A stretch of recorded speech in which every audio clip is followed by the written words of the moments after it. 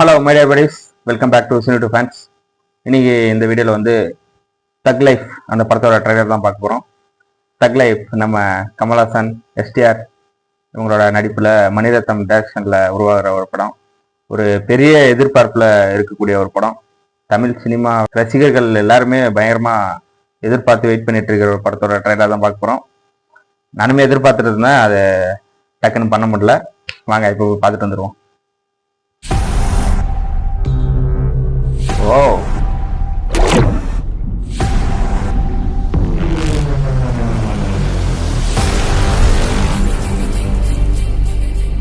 Appreciate. நீ என் உயிரை காப்பாத்துறவன், எமங்கிட்ட இருந்து என்ன மீட்டு எடுத்துவன். ஃப்ரேமிங் செமையா இருக்குங்க. உன் தலை எழுத்தையும் என் தலை எழுத்தையும் ஒன்னா எழுதி வச்சுட்டான். இனிமே நீ நானும் ஒண்ணு. எஸ்டிஆரோ கடைசி வரைக்கும்.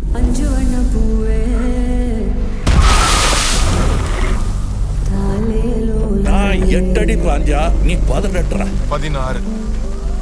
சரி கணக்குள்ள. இந்த செமையா இருக்கு. வெளியே அமரம் பாத்துக்குவான். அமரன் தான் எல்லாத்தையும் பார்த்து பண்ணா நான் என்ன இதுக்கா? அமரன் எனக்கு ஏதோ சரியா படல. நீங்க இப்ப போக வேண்டாம். Madam, I am your only Adam. Oh, power நம்ம வீடு தேடி வராது, பிஜிஎம் நாம தான் கையில் எடுத்துக்கணும்.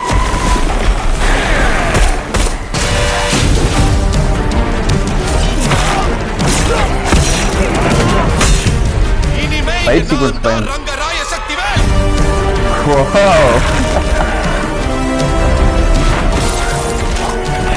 வாட்? இது எவனுக்கும் எனக்கும் நடக்கிற கதை. நீயா நானா?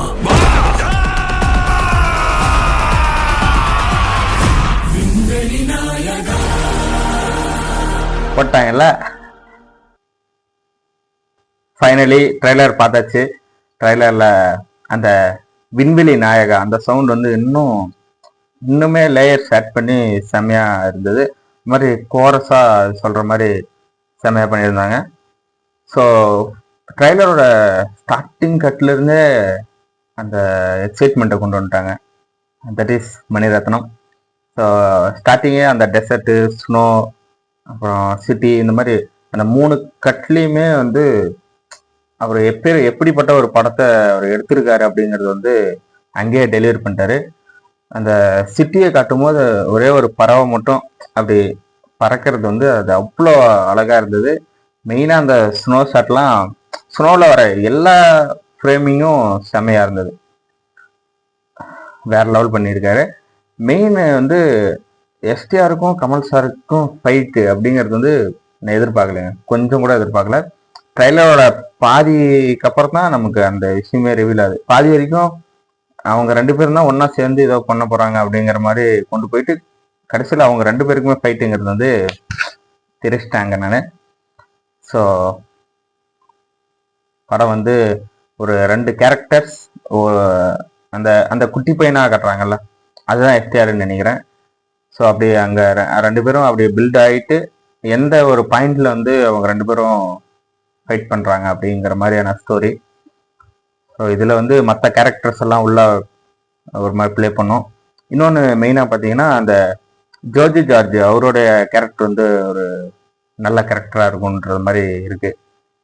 அவர் அங்கே பேசும்போது வந்து ஒரு ஃப்ரேமில் முன்னாடி எஸ்டிஆர், பக்கம் இன்னொருத்தர், அப்புறம் ஜோர்ஜி ஜார்ஜ் மட்டும்தான் ஃபோக்கஸில் இருப்பார், மற்றவங்கலாம் பிளரில் இருப்பாங்க.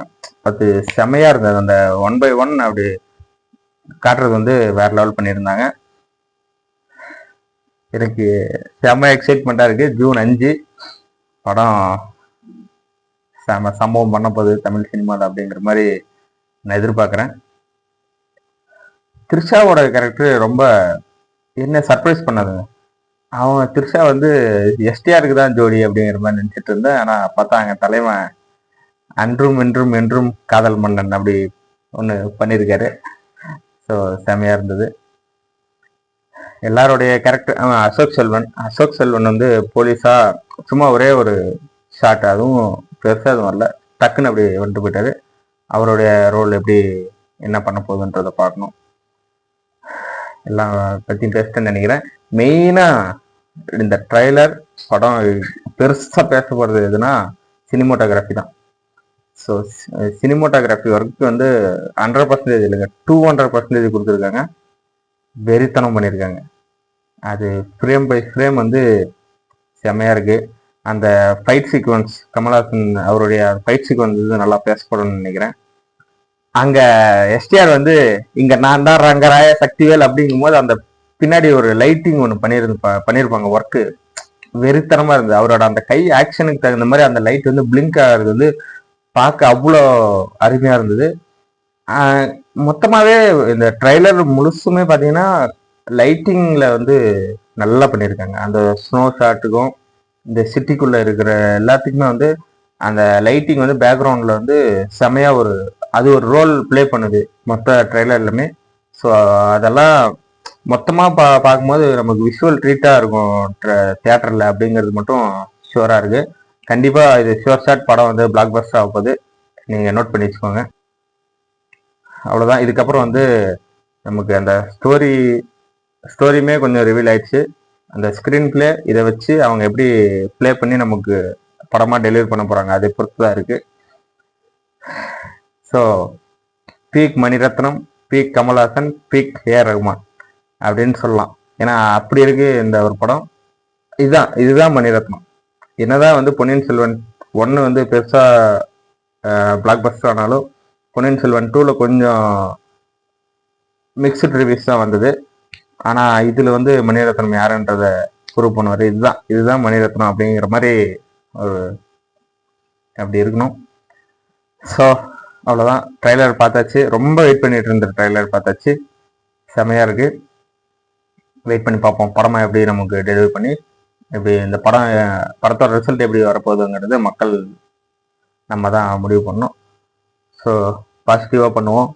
ஓகே, பாய். இந்த வீடியோ உங்களுக்கு பிடிச்சிருந்தா லைக் பண்ணுங்கள், கமெண்ட் பண்ணுங்கள், ஷேர் பண்ணுங்கள், சப்ஸ்கிரைப் பண்ணுங்கள்.